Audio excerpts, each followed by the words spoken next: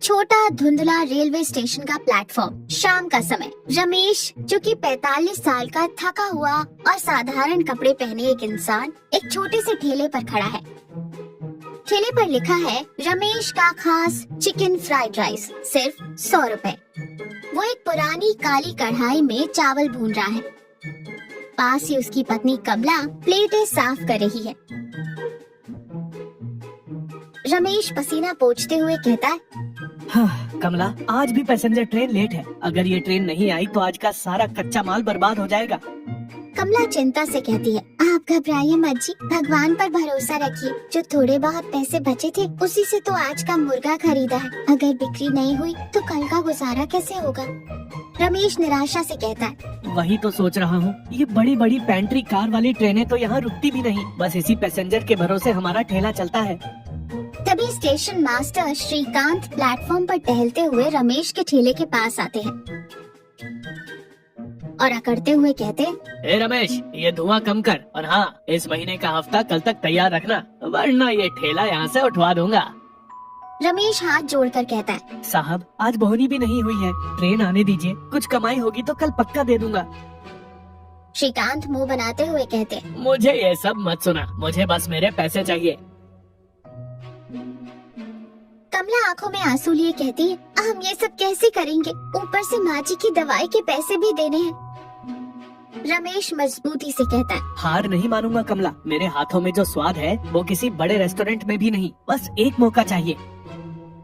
रात का समय। अंततः एक लंबी दूरी की एक्सप्रेस ट्रेन, जो आमतौर पर यहाँ नहीं रुकती, तकनीकी खराबी के कारण स्टेशन पर रुकती है। ट्रेन के एसी डिब्बों से थके हारे और भूखे यात्री बाहर झांक रहे हैं। एक यात्री झुंझलाते हुए कहता है, यार, स्टेशन पर तो पानी तक नहीं मिल रहा। पेंट्री कार का खाना भी खत्म हो गया। रमेश उत्साह से कहता है, कमला, ये मौका है, जल्दी से गरम गरम प्लेटें लाओ। और जोर जोर से आवाज लगाता है, गर्मा गर्म चिकन फ्राइड राइस, सिर्फ 100 रुपए, ताज़ा और मसालेदार। एक सूट बूट पहने हुए सज्जन, जिनका नाम विक्रम है, ट्रेन से नीचे उतरते हैं। उन्हें भूख लगी है और वो रमेश के ठेले से आती खुशबू की तरफ खींचे चले जाते हैं। विक्रम रमेश से कहता है, भैया, ये चिकन फ्राइड राइस कैसे दिया? 100 रुपए। क्वालिटी ठीक है ना? रमेश आत्मविश्वास से कहता है, बाबूजी, एक बार खाकर देखिए, अगर स्वाद न आए तो पैसे मत दीजिएगा, ये रमेश का वादा है। विक्रम एक प्लेट लेता है और पहला निवाला खाता है। उसकी आंखें चमक उठती हैं। विक्रम हैरानी से कहता है, वाह, ये तो लाजवाब है। इतना बेहतरीन स्वाद, और वो भी एक छोटे से स्टेशन पर। इसमें क्या खास मसाला डाला है? रमेश मुस्कुराते हुए कहता है, बाबूजी, कोई खास मसाला नहीं है, बस मेरी पत्नी की मेहनत और थोड़े से ताजे खड़े मसाले जो हम खुद कूटते हैं। विक्रम अपने फोन से वीडियो रिकॉर्ड करना शुरू करता है। दोस्तों, आज मैं एक छोटे से स्टेशन पर फंसा हूँ और यहाँ मुझे मिला है दुनिया का सबसे बेहतरीन 100 रुपए वाला चिकन फ्राइड राइस। विक्रम का वीडियो रातों रात वायरल हो जाता है। अगले दिन रमेश के ठेले पर यात्रियों और आसपास के लोगों की भारी भीड़ है। रमेश और कमला तेजी से काम कर रहे हैं। अजी, आज तो सारा माल सुबह सुबह ही खत्म हो गया। रमेश राहत की सांस लेते हुए कहता है, भगवान की कृपा है कमला, अब हम स्टेशन मास्टर के पैसे भी दे देंगे और माँ की दवाई भी आ जाएगी।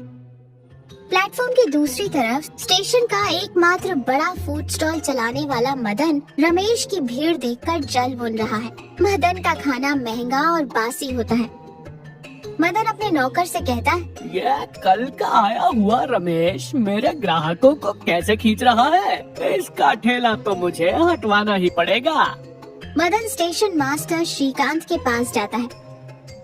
मदन श्रीकांत को रिश्वत देते हुए कहता है, साहब, ये रमेश स्टेशन का माहौल खराब कर रहा है। इसके खाने से बदबू आती है, आप इसे यहाँ से भगाइए। श्रीकांत पैसे जेब में रखकर कहता है, चिंता मत कर मदन, आज ही उसका बंदोबस्त करता हूँ।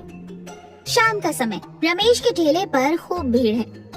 तभी श्रीकांत पुलिस के साथ आता है और चिल्लाते हुए कहता है, ए रमेश, बंद करे ठेला, तेरे खाने की शिकायत आई है। तू लोगों को बासी और सड़ा हुआ खाना खिला रहा है।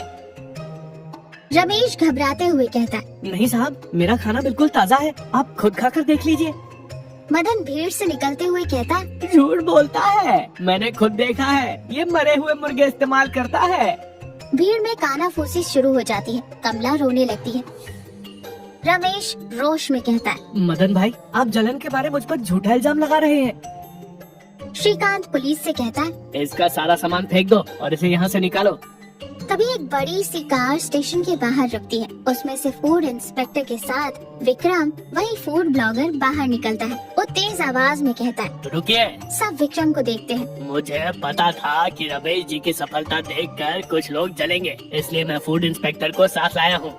फूड इंस्पेक्टर रमेश के खाने का और फिर मदन के स्टॉल के खाने का सैंपल लेता है और तुरंत टेस्ट करता है। फिर कड़क आवाज में कहता है, रमेश का खाना पूरी तरह से ताज़ा और हाइजीनिक है। और फिर मदन की तरफ मुड़ते हुए कहता है, लेकिन मदन के स्टॉल के किचन में कीड़े रेंग रहे हैं और खाना कई दिन पुराना है। स्टेशन मास्टर श्रीकांत और मदन के चेहरे का रंग उड़ जाता है।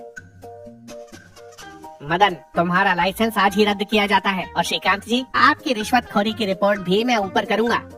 पुलिस मदन के स्टॉल को सील कर देती है। विक्रम रमेश के कंधे पर हाथ रखते हुए कहता है, रमेश जी, आपकी ईमानदारी और आपके हाथों के जादू ने आपको बचाया है। मैं आपके साथ पार्टनरशिप करना चाहता हूँ। हम शहर में रमेश स्पेशल 100 रुपए फ्राइड राइस की एक चेन खोलेंगे। रमेश आंखों में खुशी के आंसू लिए हाथ जोड़कर कहता है, बाबूजी, आपका बहुत बहुत धन्यवाद। कुछ महीनों बाद रमेश एक शानदार साफ सुथरे रेस्टोरेंट के काउंटर पर खड़ा है। बोर्ड पर लिखा है, रमेश का मशहूर चिकन फ्राइड राइस। कमला काउंटर पर पैसे गिन रही है। दोनों बहुत खुश है।